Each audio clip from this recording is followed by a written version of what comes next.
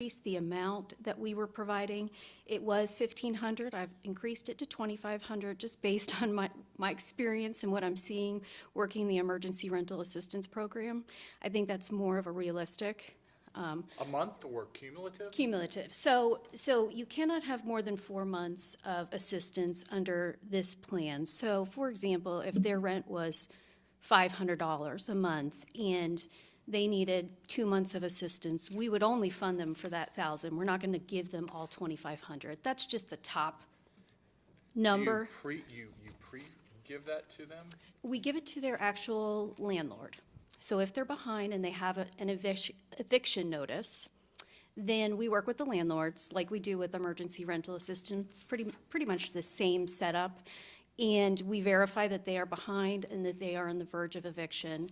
And then we will help them get out of whatever, generally we're paying their arrears as opposed to a current month situation, but if they need a little help to get back on their feet and they haven't capped that $2,500, the caseworker will make an assessment and look at what their plan is to get out of the situation that they're in. Have you done a study on how effective that is longer term, that it actually does work? Those people are not habitual and then eventually they're getting kicked out anyway? Or is it, there was just a weird couple of months and then, longer term they are staying in that property? We've never done any studies on it, to be honest. They're only allowed to get this type of assistance once per year. And we don't have very many people that are repeat come back. We did at a point in time, but that has since changed. I haven't seen a lot of repeat people come back. Is that up to our discretion, or can people do it ever? Can we make a restriction that you can't do this every year? We can certainly do that. And we look at each application on a case-by-case basis to determine what's going on. But we have denied applicants because it is our program and our discretion if we feel like there is an issue where they can't rise above it and move past it, and it's just going to be a habitual problem. That's kind of my point, right. Is that if government keeps having to step in right. to assist that they're living above their means. Right. They should not be there. Right. So the other piece of this is that we do a referral for those who are, maybe they're unemployed and they're seeking work. So we do refer them over to our classes that we offer over at the Ohio Means Job Center. It's not a requirement, but we encourage them to take advantage of it. We can provide them some transportation help if that's what they need. So we do try to shift them that way to get them back in the workforce. Well, try versus require are two different things. Yeah, we've not made it a requirement of the program as of yet. I mean, because again, I'm glad we're talking about this, even Sure. if it is briefly, because my personal opinion is it's way, way, way too easy in our society not to have a job. Right. Period, end of story. 10 million jobs unfilled right now. Our economy is suffering. Our supply chain is breaking down because people aren't working. Fast food places, it's people aren't working because they don't have to. Right. There's too many stinking government programs providing money to people to not work. Right. The whole basis of our economy is production. Mm-hmm. You have to contribute. You can't just take. And I'm kind of glad it came up right now because I'm kind of hardcore about this right at this moment in time. You're seeing it all materialize. It's kind of been theoretical for years with me. Right. Of, government can't get involved, it can't do this. Now we're really on the brink of, is food delivery going to be in question? Right. Clearly Christmas is going to be delayed this year. Right. From gifts and things like that because people are not working. Right. Well, I mean, you make an excellent point because, we've traditionally not done it that way where we've required people to go, but there are pieces of this program that do require to get assistance that you're working, and then there are pieces that don't. And this is one of them, but certainly moving forward, especially in where we are today, we could make it a requirement. It's our plan, our county plan, and we have a lot of freedom to take those ideas and suggestions and make it a requirement. Because in some ways, I don't even care if you're working part-time at the corner or whatever, or Taco Bell or whatever, but you're trying. Right. If you're going to sit there and say, I've been out of a job for 4 months, I'm still searching, bull crap. Go take whatever job is available. Yeah, I mean, I would think, and I think you would agree with this, that the only exception would be if for whatever reason they are in this midst of a difficult situation and the person isn't working and has a disability and is receiving some kind of Social Security disability, we would traditionally exempt them from any work requirement because of that status, but anyone else who doesn't meet any kind of an exemption like that, we could certainly make it a requirement. They would probably appreciate even more students over there in their classes. It's funded through TANF, so it's certainly an option, and they offer many of their classes remotely at the moment as well. So I'm So open.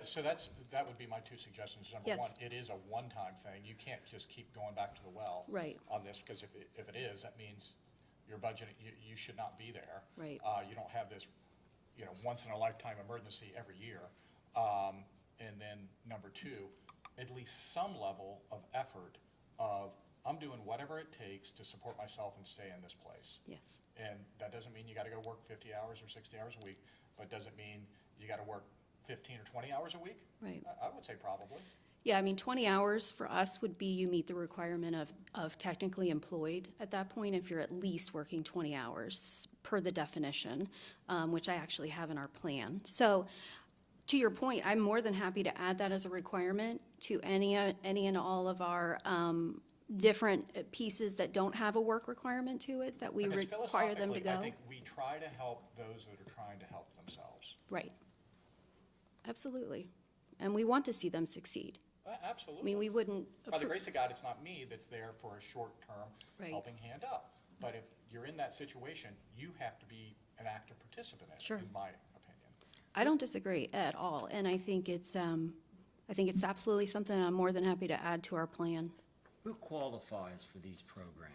Sure, so under most of these that you'll see with TANF funding, you have to be at or below 200% of the federal poverty level, so your household income has to be below that. Lauren, it's my fault, but I think we're gonna have another work session on this Okay. now that I'm looking at this. Is Well, I today think the we deadline to actually- adopt Oh. these changes? No, I can ask for an extension, it's fine. I mean, they understand. It's Okay. fine. If Do you that. want more time, or, however you want to do it, I'm fine with that.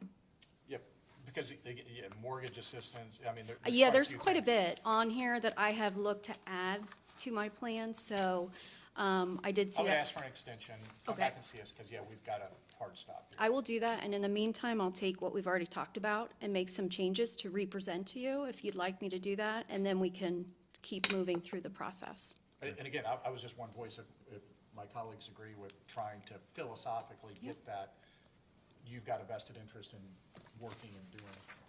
I certainly don't have any problem with that, Lauren, but Yeah.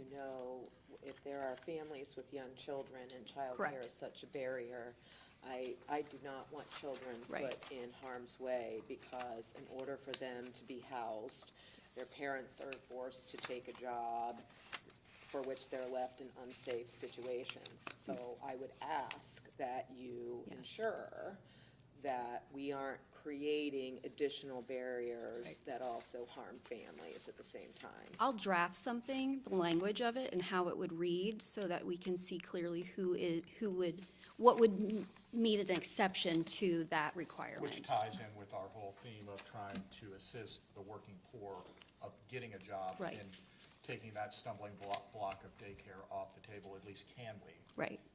And with the virtual, I know you have to go, but with the virtual option for the classes, that may open up some more doors to those folks who don't have childcare but could still Very participate. good, thanks. for coming Thank you over. very much. I will see you. We're going to not adjourn, but we're going to recess until probably 10:45-ish, More or less. while we go open a jail, and we will be back. Great. We will have a work session with Chris Broush at that time.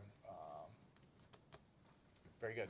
So we stand, not adjourned? What are we- Recess. Recess. Tina, did you tell Bruce we're gonna do 10:45? I'll tell him 10:45. I did tell him 11, Okay. but I'll tell him 10:45. Okay, Bruce needs to be. Oh, okay. Yeah, let me have that. Probably resubmit a bunch of stuff Okay. here, so I'll just, want to let me know when. Do you mind flicking your thing off so your battery doesn't die? It's the very bottom. You just hold it till the light goes out.